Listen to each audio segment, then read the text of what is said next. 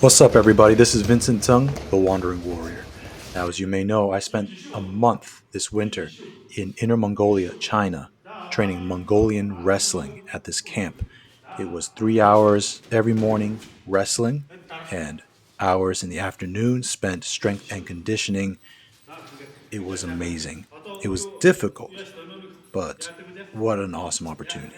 Now, I've got to thank, first of all, our coach, E-bagsh, as we call him. Bagsh means teacher in Mongolian. His full name is Erzinchok, or Chao in Chinese, but E-bagsh is how I'm going to refer to him here on out of respect. He's an amazing instructor and also an amazing wrestler in his own right, especially in Shuaijiao and in Mongol Bokh. In Shuaijiao, I think he's been a 10-time or more than 10-time gold medalist at the national level. And he's gone silver maybe 12, 13 times. I'd have to look it up, but either way, he is a formidable grappler. And I also have to thank another formidable grappler, my good friend and martial brother, Lavell Marshall, known out there as American Hangai. And so I have to thank these two, E-bagsh and Lavelle, for this opportunity to train at this winter training camp here in Xilinhot. Uh, it was amazing, but it was really, really hard. Now, some of you know, but many of you don't. I was actually sick for the first 2 weeks. When I got to China, I actually got some kind of intestinal thing. Maybe it was something I ate, but that was 10 days straight of the bubble guts. And by that, I mean every 2 or 3 hours, I was having extremely painful diarrhea, and my intestines, yeah, I think I got some kind of infection. And then after that, I got some kind of flu or COVID. Either way, I was knocked out for 2 days. So the first almost 2 weeks of my 4 week experience, I was actually pretty drained.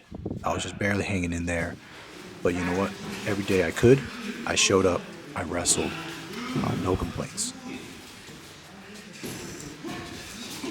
So my intestinal fortitude aside, let's get into the wrestling. So a lot of people are interested in Mongolian wrestling and Shuaijiao, and obviously it's because the throws and takedowns are fucking amazing. But here's another element to this. While anyone could probably learn the Shuaijiao and Mongolian wrestling techniques, that doesn't mean you're going to wrestle like a Mongolian. There's a lot more to it. And one of the things that I really wanted to make sure I could do, aside from simply sharpening up my game, was to develop the attributes that make the Mongolians such amazing wrestlers, whether they're doing Mongol Bokh, Shuaijiao, Judo, freestyle, whatever. They have a series of attributes and things that they've developed. See, you got to remember, a lot of these guys started wrestling when they were 5 or 6. Plus, they live a herding lifestyle, so they're riding horses, riding camels, and wrangling these animals to tame them. They keep animals in a fashion that's very different from your factory farming that we see in America. So these guys are essentially organically developed wrestlers in a culture that prizes wrestling, in a culture that sponsors this stuff, and in a country where they can have the opportunities to become professional level Shaijiaoso, judokas, freestyle wrestlers in their youth, and then return home to develop themselves as Mongolian wrestlers even further, having those experiences. So you can imagine the kind of guys that are at this wrestling camp. A lot of them are beasts. So if the goal is to elevate my wrestling game, then this is the place to be. There's no doubt about that. Now, this is an uphill battle for me. I started wrestling at 30 years old, and I'm 34 now. These guys started at 5 or 6, and many of them have had professional level experience. So the difference in skill and experience is vast, but I'm undaunted, and I cringe a little looking at my footage, which you'll see later on in the video.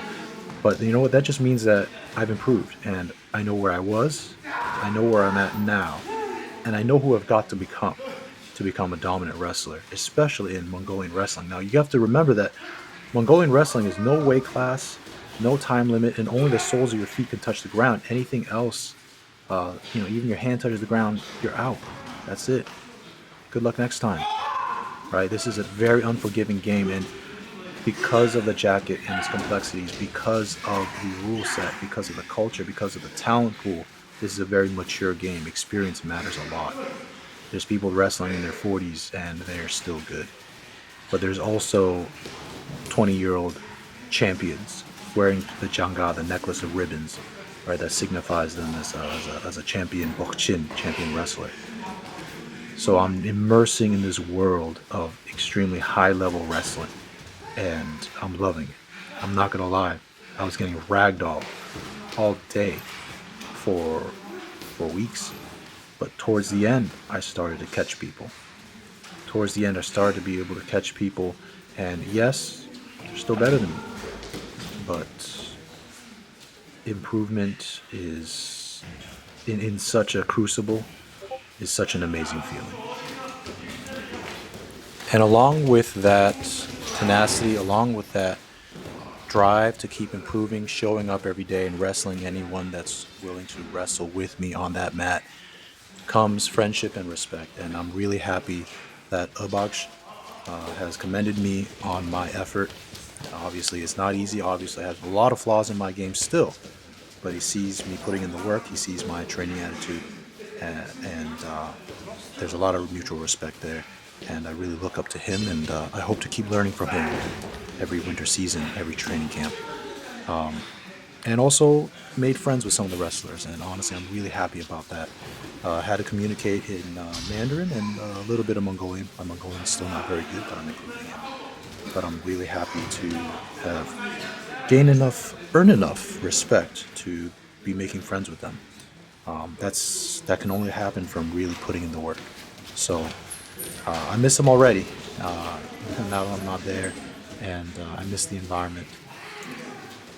And aside from my own improvement in skills, that friendship and respect is really one of the things I take with me. It really warmed my heart when buddies within the wrestling camp were starting to pull me aside and give me tips and show me how to improve certain techniques. And there was even a time when I managed to affect this really awesome counter throw on my opponent, and man, the whole gym was cheering, and wow, it was just an electric feeling. You know what I'm saying? You don't get that every day, but that had to be earned over the course of 3 weeks. So feeling great coming out of this training camp. Do I miss it? I absolutely miss it, but it's good to have gotten a week of rest, and now it's on to the next challenge.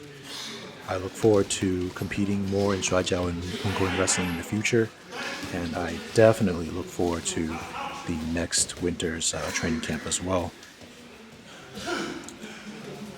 And by the way, if you have not liked, shared, and subscribed by now, shame on you. Look at me out there busting my ass and getting thrown around, and you can't even hit a few buttons. Make sure you like, share, and subscribe, and comment down below what you think about the training camp. If you have any questions, definitely sound off in the comment section and I will answer you. Anyways, enjoy the rest of this video.